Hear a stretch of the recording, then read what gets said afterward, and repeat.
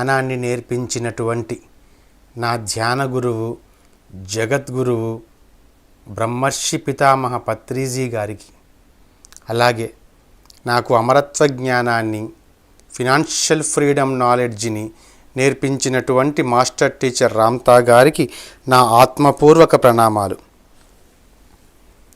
Welcome masters. Pyramid meditation channel వారు సమర్పిస్తున్నటువంటి రామ్తా విజ్ఞాన సాగరంలోనికి మీ అందరికీ స్వాగతం, సుస్వాగతం. మనము గత కొన్ని రోజులుగా రామ్తా విజ్ఞానములోని కీలకమైన అంశము, ఆధ్యాత్మికమైన వార్తలకి, ఆధ్యాత్మికత ఇంకా ఓనమాలు కూడా దిద్దుకోని వ్యక్తులకి కూడా అందరికీ అవసరమైనటువంటి విజ్ఞానము ఈ సంపద విజ్ఞానము. సంపదకి సంబంధించినటువంటి విజ్ఞానం మనం నేర్చుకుంటున్నాము. మనీ మంత్రానే మనం నేర్చుకుంటున్నాము. గోల్డ్ మంత్రానే మనం నేర్చుకుంటున్నాము. ఐశ్వర్య ప్రాప్తించుకోబోతున్నాము. అందుకే మనం దీనికి సబ్టైటిల్గా ఐశ్వర్య ప్రాప్తి రస్తు అని పెట్టడం జరిగింది. మై డియర్ ఫ్రెండ్స్, మనం చెప్పుకున్నాం బంగారాన్ని సృష్టించుకోవాలి, అంతరంలో సృష్టించుకోవాలి, ఆ డ్రీమ్ని పూర్తి స్థాయిలో కౌగిలించుకోవాలి. గత ఎపిసోడ్లో మనం ఇల్లు నిర్మించాలంటే ఎలాంటి డ్రీమ్ని మనం కలగన్నాలో, అంటే కళ దివ్య స్వప్నం.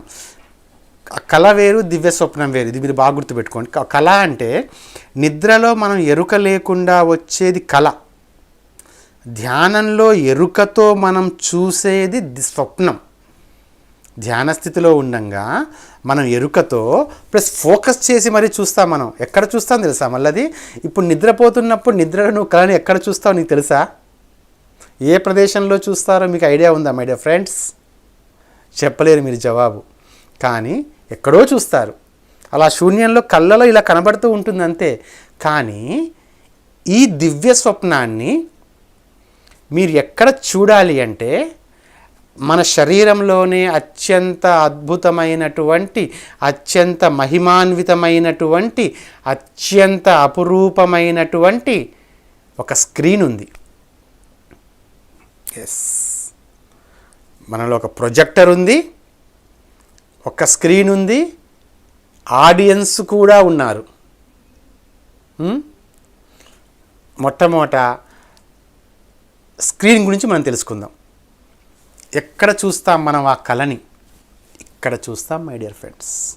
ఫోహెడ్, మన నుదురు. ఆఫ్కోర్స్ ఇది కూడా మన నియోకార్టెక్స్లో భాగమే. మీ రెండు చేతులు ఇట్లా పెడితే మీ చేతులు ఎంతవరకు వస్తాయో అంతవరకు మన నియోకార్టెక్స్, ఎల్లో బ్రెయిన్ అని చెప్పుకున్నాం కదా.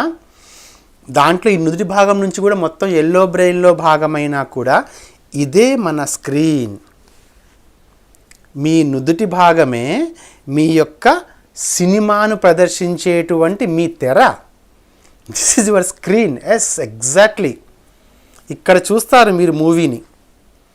మీరు విజువలైజ్ చేసినటువంటి మీ దివ్య స్వప్నాన్ని ఇక్కడ చూస్తారు మై డియర్ ఫ్రెండ్స్. ఎస్, అక్కడ చూడాలి. చూస్తారు, అక్కడ చూడాలి, ఖచ్చితంగా చూడాలి. మీరు ఎరుకలో ఉండి, ధ్యాన స్థితిలో ఉండి మీ నుదుటి మీద మీరు మీ యొక్క దివ్య స్వప్నాన్ని, ఇల్లు కావాలనుకుంటే ఇంటిని, కారు కావాలనుకుంటే కారుని, బంగారం కావాలనుకుంటే బంగారాన్ని, ఆభరణాలు కావాలనుకుంటే ఆభరణాలని, ఏ సంపద మీరు కావాలనుకున్నా కూడా ఆ ధనాన్ని ఒకవేళ మీకు ధన రూపంలో అయినా కావాల్సి వస్తే బంగారాన్ని మార్చిన తర్వాత ధన రూపంలో మనం తీసుకుంటాము. ఆ ధనాన్ని అయినా సరే మీరు ఇక్కడ చూస్తారు. ఇది మీ స్క్రీన్. బాగా గుర్తుపెట్టుకోండి.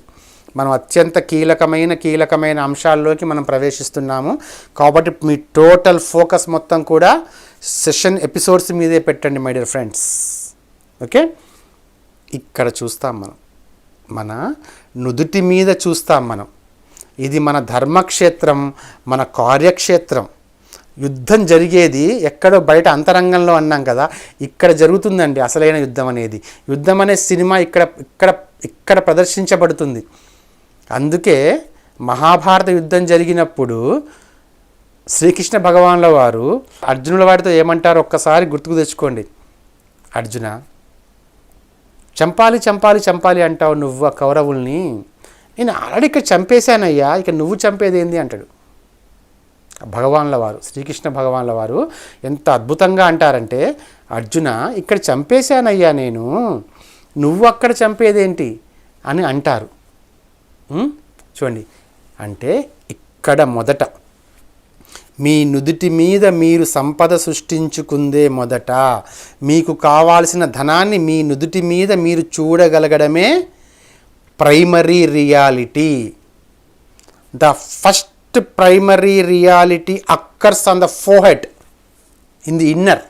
ఎస్, మీ యొక్క నుదుటి మీద మీ ప్రాథమికమైనటువంటి వాస్తవము ఇక్కడ సంభవిస్తుంది. ఇక్కడ సంభవించిందే అక్కడ ప్రొజెక్ట్ చేయబడుతుంది. అక్కడ భౌతిక రూపంలో నీ కళ్ళ ముందు సాక్షాత్కరిస్తుంది. ఇది ఇన్నర్, ఇది అవుటర్. ఇన్నర్లో మొదట సంభవిస్తుంది, అవుటర్లో దీని కాన్సిక్వెన్స్ అవుటర్లో కనబడి తీరుతుంది. ఓకే, సో నువ్వు ఒక డ్రీమర్వి. బాగా గుర్తుపెట్టుకోండి, రెండు విషయాలు ఇక్కడ. నువ్వు ఒక డ్రీమర్వి అంటే ఒక దివ్య స్వప్నాన్ని స్వప్నిస్తున్నవాడివి నువ్వు. ఓకే, అంటే ఒక కళని కలగంటున్నవాడు మనం మామూలు భాషలో చెప్పుకోవచ్చు. కానీ కళ అంటే నిద్రపోయేది కళ అని కొన్ని పదాలు మన మెదడులో ఫిక్స్ అయిపోయి ఎలా తయారయ్యంటే మై డియర్ ఫ్రెండ్స్, ఆ పదం మనం వాడినా కూడా ఆ వ్యక్తిత్వంలోంచి ఆ పదం తాలూకు అర్థం వచ్చి ఓహో నిద్రపోతూ కలగనాలేమో అన్నట్టుకు వస్తుంది. అబ్దుల్ కలాం గారు కలలు కనండి అంటే నిద్రపోయి కలకనమని కాదని చెప్పింది. ఆయన చెప్పింది దివ్య స్వప్నాల గురించి. అంతేగాని ఆ కలాం గారు, మన మాజీ రాష్ట్రపతి గారు, అద్భుతమైనటువంటి శాస్త్రవేత్త, అణుశాస్త్రవేత్త. ఆయన ఎప్పుడు ఏం చెప్తుంటారు, డ్రీమ్ అంటుంటారు. ఒక డ్రీమ్ మెసేజ్ చేయి, ఒక డ్రీమ్ కలగను ఒక డ్రీమ్ చూసుకో అంటారు. ఆయన చెప్పే డ్రీమ్ చాలామంది ఏమనుకున్నారంటే నిద్రపోతే వచ్చే డ్రీమ్ అనుకున్నారు. చచ్చా, కానే కాదు. డ్రీమ్ అంటే నువ్వు మెలకువతో ఉండి, నీ ఎరుకలో నువ్వుండి, నీ సమస్త శక్తి సామర్థ్యాలు ఉపయోగించి అన్నీ ఒక చోట కేంద్రీకరించి ఇక్కడ నువ్వు డ్రీమ్ చేయాల్సింది. This is your dream place, this is your dream screen. Dreamer ఎవరు? సాక్షాత్తు దైవానివే అయిన నువ్వే. మరి ఇక్కడ నువ్వు పర్సనాలిటీతో కనుక నువ్వు డ్రీమ్ చేస్తే అది మానవత్వపు మరకలతోనే ఉండిపోతుంది. నువ్వు దివ్యత్వంగా ఉండి డ్రీమ్ చేయాలి. Dreamer is God. గుర్తుపెట్టుకున్న masters, dreamer is God. Dreamer స్వప్నిస్తున్నవాడు దైవం కాబట్టే డ్రీమ్ అనేది దివ్య స్వప్నంగా మారుతుంది. ఆ దివ్య స్వప్నంగా ఉన్నటువంటి దివ్య స్వప్నాన్ని ఇక్కడ నువ్వు చూస్తున్నావు కాబట్టి దివ్య కార్యక్షేత్రము, దివ్య ధర్మక్షేత్రము, దివ్య స్వప్న సాక్షాత్కార క్షేత్రము ఇది. ఇక్కడ చూడాలి మాస్టర్స్, అది ప్రాక్టీస్ చేసుకోండి. నేను ఎందుకు ప్రాక్టీస్ అంటున్నానంటే, అందరికీ దాన్ని మనం చిత్రీకరణ, విజువలైజేషన్ అనే పదాలు మనం వాడుతూ ఉంటాం. కానీ నేను అచ్చ తెలుగులో మీకు చెప్పడానికి నా ప్రయత్నం ఇది. దాన్ని మనం విజువలైజేషన్, మనం నేను అంటుంటా కదా, చిత్రీకరించుకోండి మాస్టర్స్, చిత్రీకరించుకోండి, విజువలైజేషన్ చేయండి అంటుంటాను. ఏదో అలా కళ్ళు మూసేసుకొని ఏదో చూసామని అనుకుంటారు. అసలు ఏమనుకుంటున్నారు ఈ స్థలాన్ని? ఇది ఇక్కడ ప్రైమరీ రియాలిటీ. మీ జీవితంలో జరిగే ప్రతి యథార్థము కూడా మీకు తెలిసినా మీకు తెలియకపోయినా, మీ కాన్షియస్లో చేసినా మీరు అన్కాన్షియస్లో చేసినా కూడా మొదట ఇక్కడ సంభవిస్తుంది మై డియర్ ఫ్రెండ్స్. అర్థం చేసుకోండి. తరువాత అక్కడ సంభవిస్తుంది. ఇక్కడ చూడగలగడం నేర్చుకోవాలి. ఇక్కడ చూడడమే ఉంది, ఎవడైనా చూస్తాడు. ఇక్కడ చూడాలి. కళ్ళు మూసుకొని మీ యొక్క అంతర్నేత్రంతో, మీ మూడో కన్నుతో ఇక్కడ చూడాలి. దాన్ని మీరు సాధన చేయాలి. ప్రతిసారి చెప్తా ఉంటారు కదా ఎన్నోసార్లు, నేను ఫ్లూట్ నేర్చుకోవడానికి ఎంతో సాధన చేశాను, నేను సంగీతం రోజూ సాధన చేస్తాను, నేను అలాగే ధ్యానం కూడా సాధన చేయాల్సిందే. సాధన చేయనిది ఏది ఊరికే నీకు రాదు. ఒక ఈత నేర్చుకోవాలనుకున్నా కూడా నది నీటిలో దిగి సాధన చేస్తే నువ్వు నిష్ణాతుడివి అవుతావు. అప్పటికప్పుడు నువ్వు ఎలాగోలా నదిలో నెట్టేస్తే బయటకు వస్తావేమో, కానీ నువ్వు దాని నిష్ణాతుడివి కాలేవు. ఏదైనా ఒక విద్యలో నువ్వు నిష్ణాతుడివి కావాలి అంటే నువ్వు ఖచ్చితంగా సాధన చేయాల్సిందే.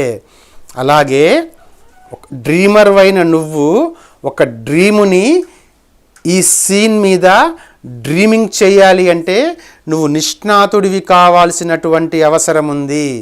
కాబట్టి దానికి ఎలాంటి సాధన నువ్వు చేస్తూ ఉండాలి అంటే మై డియర్ ఫ్రెండ్స్, హాయిగా వేరే పని ఏదీ లేనప్పుడు కానీ, నువ్వు ప్రయాణాల్లో ఉన్నప్పుడు కానీ, లేదా ఇంట్లో ఏ పని పాట లేకుండా టీవీ చూస్తున్నప్పుడు కానీ దాన్ని కట్టేసి కళ్ళు మూసుకోండి. కళ్ళు మూసుకుని మొదట ఏం చేస్తారంటే, ఇక్కడ ఒక పండునో ఒక మామిడి పండు అని అనుకోండి, ఇక్కడ మీ డ్రీమింగ్ ప్లేస్, మీ డ్రీమింగ్ స్క్రీన్ మీద చూడండి ఆ మామిడి పండుని. మళ్ళీ డిఫరెంట్గా చూడండి, పచ్చి మామిడి పండు అనుకోండి. ఆ మామిడి పండు ఇక్కడ మీకు ఆకుపచ్చ రంగులో పచ్చి మామిడి పండు కనబడేంత వరకు చూస్తూ ఉండండి. ఇలా చూడ కొంతమంది వెంటనే కనబడచ్చు, కొంతమంది కొంచెం సాధన అవసరం పడవచ్చు. ఆ తర్వాత ఏమనుకుంటారు, మంచి మాగిన మామిడి పండు అనుకోండి. వెంటనే కళ్ళు మూసుకొని మాగిన మామిడి పండు అంటే ఇక్కడ మీ డ్రీమింగ్ ప్లేస్ మీద మీకు ఆ మామిడి పండు మీకు కనబడాలి. అలా తర్వాత చిన్న చిన్నగా ముందు చిన్న చిన్న పండ్లని, అంటే మీకు బాగా అలవాటైన వాటిని చూడండి. మీకు ఇష్టమైన కూరగాయల్ని, మీకు ఇష్టమైనటువంటి హీరోలని, మీకు నచ్చినటువంటి హీరోయిన్స్ని, మీ అభిమాన రాజకీయ నాయకులని, మీరు బాగా ఇష్టపడే ఆధ్యాత్మికవేత్తలని, ఆ తర్వాత మీరు బాగా ఇష్టపడుతున్నటువంటి ఆధ్యాత్మిక గ్రంథాలని, ఆ ఆధ్యాత్మిక గ్రంథాలలో రాసినటువంటి జ్ఞానాన్ని కూడా ఒక్కొక్కసారి ఆ వాక్యాన్ని కూడా చూసే ప్రయత్నం చేయండి. ఆ తర్వాత ఏం చేస్తారంటే, టీవీ ముందు కూర్చోండి, టీవీ ఆన్ చేయండి. టీవీలో ఒక సినిమా వస్తుంటుంది. ఆ పిక్చర్ని అలా కళ్ళతో చూసి, కళ్ళు మూసుకొని మీరు కళ్ళతో చూసిన దాన్ని మీ డ్రీమింగ్ స్క్రీన్ మీద చూడడం అలవాటు చేసుకోండి. అలా సాధన చేస్తూ ఉంటే అప్పుడు మీ యొక్క కళని, ఒక ధనవంతుడిగా మారాలి అంటే, ఆ డ్రీమ్ని మీరు అచీవ్ చేయాలి అంటే, మరొక జన్మ మీకు రాకూడదు, సంపద లేక మరొక జన్మ తీసుకోవద్దు అని చెప్పి మీరు అనుకుంటూ ఉంటే, ఖచ్చితంగా డ్రీమర్ అయిన నువ్వు నీదైన వెల్త్ అనే డ్రీమ్ని నీ డ్రీమింగ్ స్క్రీన్ మీద ఖచ్చితంగా నువ్వు విజువలైజేషన్, చిత్రీకరణ చేసుకొని చూసుకోవాల్సిందే. నువ్వు ఈ విజువలైజేషన్ ప్రక్రియలో, నువ్వు ఈ డ్రీమింగ్ ప్రక్రియలో ఖచ్చితంగా నిష్ణాతుడివి కావలసిందే, స్కిల్ సంపాదించవలసిందే. ఖచ్చితంగా నిష్ణాతుడవై స్కిల్ సంపాదించాలి నువ్వు. కాబట్టి మాస్టర్స్, ఇది మీ శరీరం మీద, మీ శరీరంలో మీ డ్రీమ్ చూసేటువంటి ప్లేస్, డ్రీమింగ్ జరిగేటువంటి ప్లేస్ ఇక్కడ. మరి ప్రొజెక్టర్ ఎవరు? ప్రొజెక్టర్ ఇక్కడ ఏదైనా ఒక సినిమా తెర మీద సినిమా వేయాలి అంటే ఖచ్చితంగా ప్రొజెక్టర్ ఉండాల్సిందే కదా. ఇప్పుడు మనం ఒక వైట్ కట్టినా కూడా ఒక ల్యాప్టాప్ ద్వారా, సిస్టమ్ ద్వారా, ఒక ప్రొజెక్టర్ ద్వారా మనం ప్రొజెక్ట్ చేస్తేనే ఆ లైట్ వేవ్స్ వెళ్ళి, ఆ విద్యుదయస్కాంత కణాలు వెళ్ళి ఆ స్క్రీన్ మీదకు తాకి అక్కడ దృశ్యాన్ని మనం చూసినట్టు కనబడతాయి. మరి మన ప్రొజెక్టర్ ఎవరు? మన బ్రెయినే మన ప్రొజెక్టర్ మాస్టర్స్. దీన్ని గుర్తుపెట్టుకోండి. పాయింట్ నెంబర్ 2, మన బ్రెయిన్ ఉంది కదా, అదే మన గొప్ప ప్రొజెక్టర్. మన బ్రెయిన్లో ముందు ఒక ఆలోచన రావాలి, డ్రీమ్ గురించిన ఆలోచన. ఇక్కడ నువ్వు చిత్రీకరించుకోవాలంటే, నీ సంపదని ఇక్కడ, నీ ధనాన్ని నువ్వు ఇక్కడ చిత్రీకరించుకోవాలి అంటే, నీ ఇంటిని కానీ, నీ కార్ని కానీ, నీ యొక్క ఒక బిజినెస్ కాంప్లెక్స్ని కానీ, ఒక సినిమా థియేటర్ని కానీ, నువ్వు దేన్ని కట్టాలనుకున్నావో, ఏది నీకు కావాలి అనుకుందో, ఏదైతే నీ దివ్య స్వప్నమైందో దాన్ని ఇక్కడ నువ్వు చూడాలి అంటే మొదట నీ బ్రెయిన్లో ఆ థాట్ రావాలి. ప్రొజెక్టర్లో దాని తాలూకు స్టఫ్ ఉంటేనే స్క్రీన్ మీద మనం వేయగలం. ప్రొజెక్టర్లో సినిమా రీల్ లేకపోతే స్క్రీన్ మీద నువ్వు ఏం వేస్తావు? ఓన్లీ లైటింగ్ పడుతుంది అంతే, అక్కడ బొమ్మ నడవదు, బొమ్మ కనబడదు. ఓకే, సో ప్రొజెక్టర్, ఈ ప్రొజెక్టర్లో మొదట ఆలోచన రావాలి. ఆ ఆలోచన రావాలి అంటే ఆలోచన ఉంది అనుకోవాలి.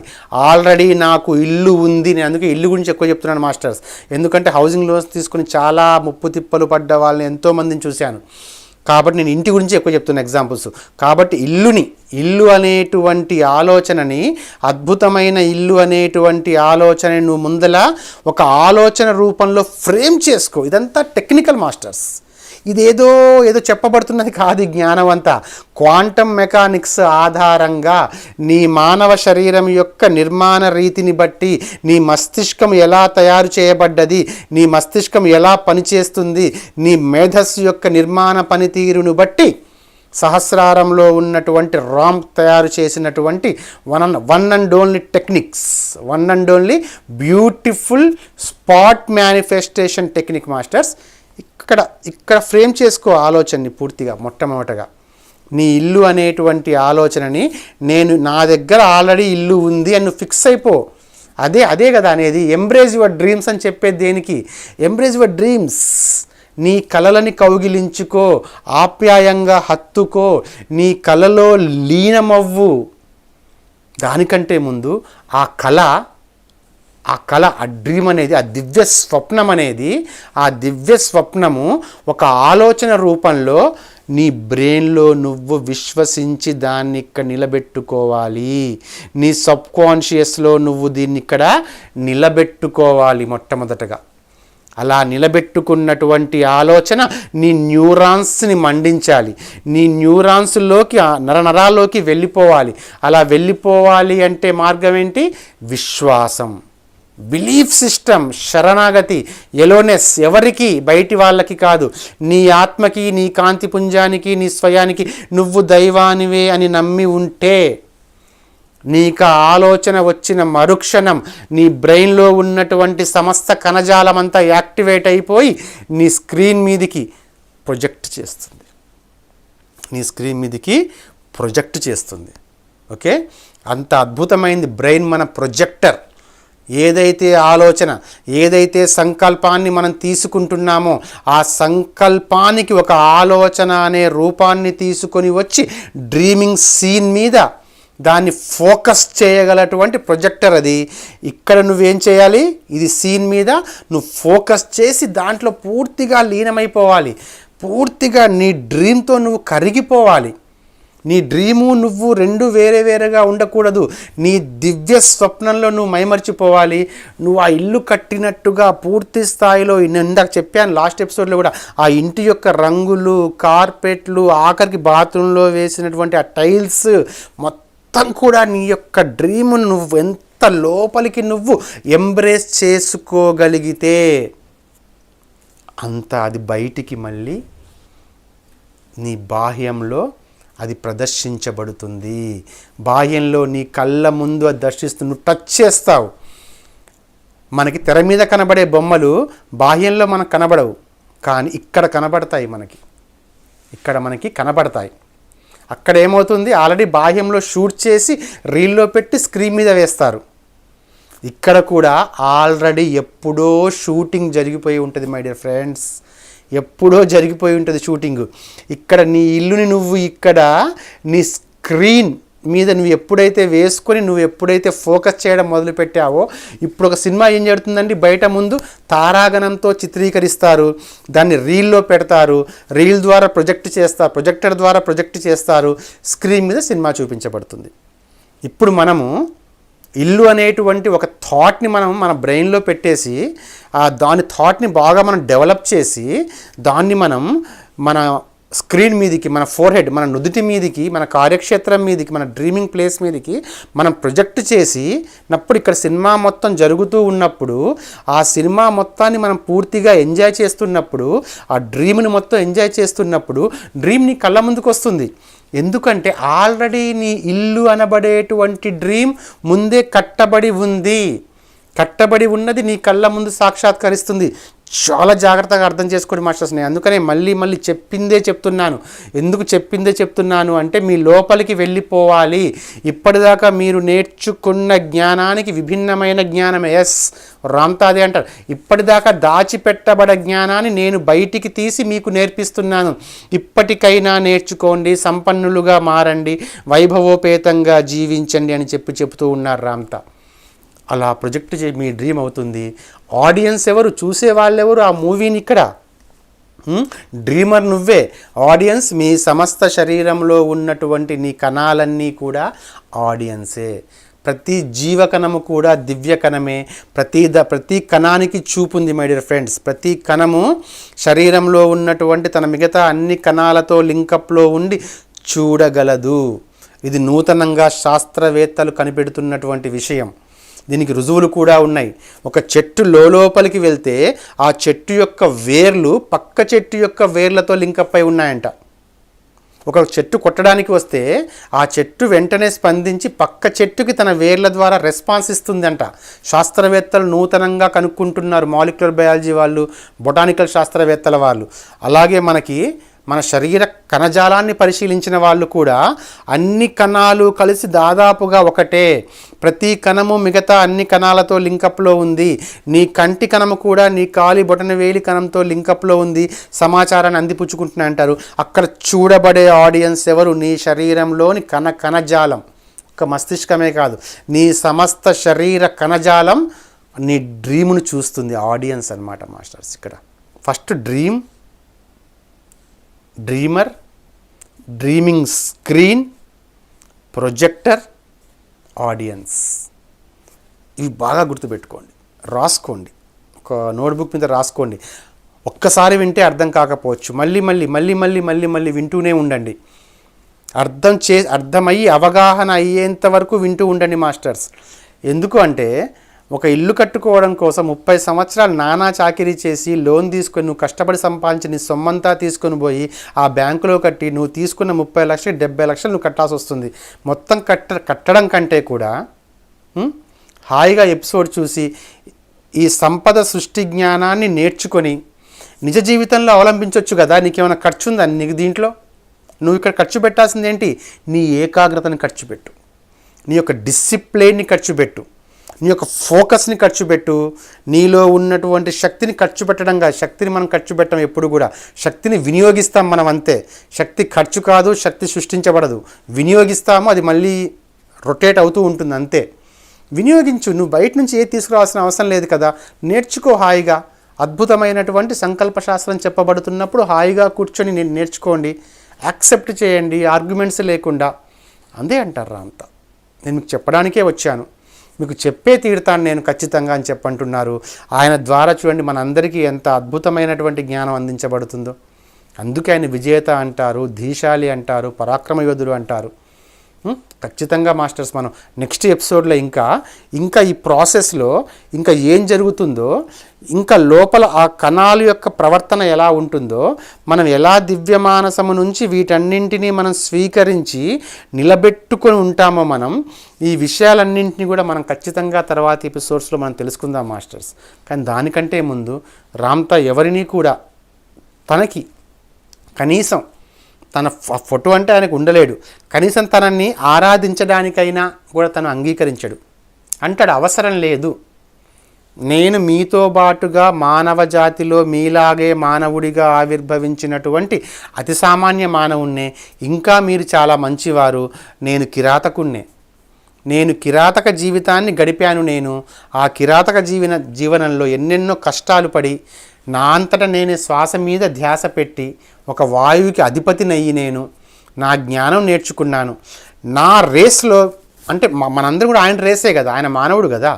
నా రేస్లో ఉన్నటువంటి మీ అందరికీ ఈ జ్ఞానాన్ని అందింపచేసే సరైన సమయం కోసం నిజంగా చాలా ఎదురు చూశానంటాడు. ఎదురు చూశాను, ఎక్కడో లేడు, మనతో బాటే ఉన్నాడు.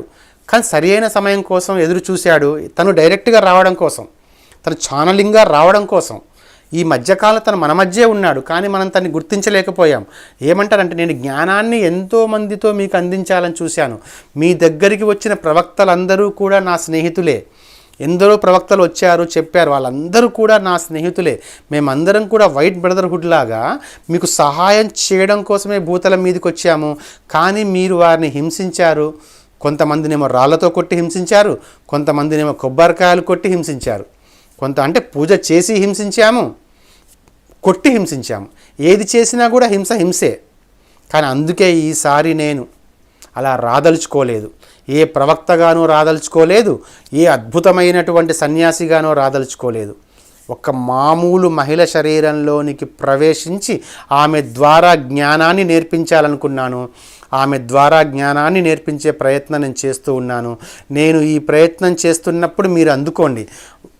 అంటారు మాస్టర్, నిజంగా రామ్ అంటారు, ఒక్కవేళ కనుక నేను చెబుతున్న ఈ విషయాల్ని ఇంకా మీరు అంగీకరించకుండా మీలో మీరు తర్జన భర్జనలుగా పడుతూ తర్వాత చూద్దాంలే, తర్వాత అంగీకరిద్దాంలే, ఇప్పుడే అనుకుంటే ఉంటే మాత్రం, మీరు నిష్ఫలులుగా మిగిలిపోతే మాత్రం నేను ఈసారి ఒక 2 వెచ్చటి కన్నీలి బొట్లు రాల్చడం తప్ప 2 వెచ్చటి కన్నీటి బొట్లు రాల్చడం తప్ప నేను ఏమీ చేయలేను అని చెప్పంటారు మాస్టర్స్. ఆయన చూడండి, అంత అద్భుతమైన వ్యక్తి వచ్చి అంత ప్రేమతోటి, అంత సహనంతో, మానవాళ్ళని ప్రేమించేటువంటి గొప్ప సహనం ఉన్నటువంటి ఆ వ్యక్తి మనకి మన దగ్గరికి వచ్చి ఇదంతా మనకి నేర్పిస్తూ ఉంటే ఎందుకు మాస్టర్స్ మనం ఇంకా నేర్చుకోకుండా, ఇంకా ఎందుకు?